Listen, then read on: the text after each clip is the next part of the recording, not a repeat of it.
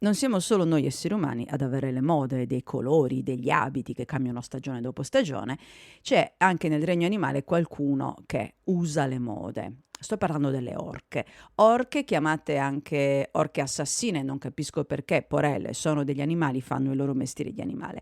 Le orche sono dei grandi cetacei, molto grandi, tra l'altro una specie protetta, e trascorrono gran parte della loro giornata muovendosi in giro alla ricerca del cibo e durante questi spostamenti, per non annoiarsi, giocano. E questi giochi a volte prendono anche l'aspetto delle mode. Così, alla fine degli anni Ottanta, un branco di orche che veniva esaminato, veniva osservato, naturalmente per motivi scientifici, qualcuno si è accorto che una di queste orche si era messa in testa un salmone morto e andava in giro nuotando con la testa fuori dall'acqua con questo salmone in testa tipo cappello. E molto presto anche molte altre orche, non solo dello stesso branco ma anche di altri branchi, hanno cominciato ad andare in giro con un cappello di salmone morto. Quindi si è diffusa la moda. Poi, così come è nata questa moda, boom, è scomparsa. Ora da qualche anno c'è un'altra moda,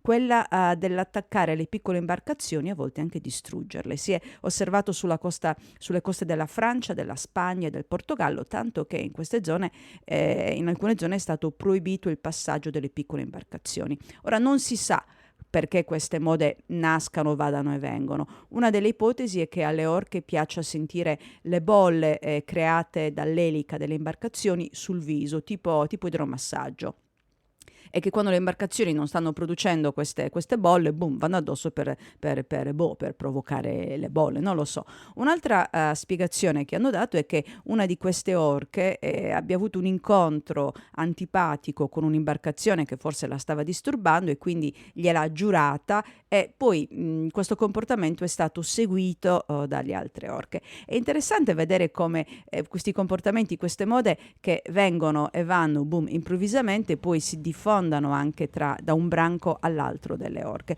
Ora c'è da dire che le orche sono degli animali fantastici, molto belli, molto grandi, molto maestosi, sono, ripeto, una specie protetta e poi io quando leggo queste notizie alla fine mi ripeto, sentite, noi siamo esseri umani, siamo fatti per stare sulla terra, è vero che ci siamo allargati, siamo andati in cielo, nelle profondità degli oceani e ci siamo pure rimasti. Ecco, le orche sono fatte per stare nel mare, quindi quella è casa loro.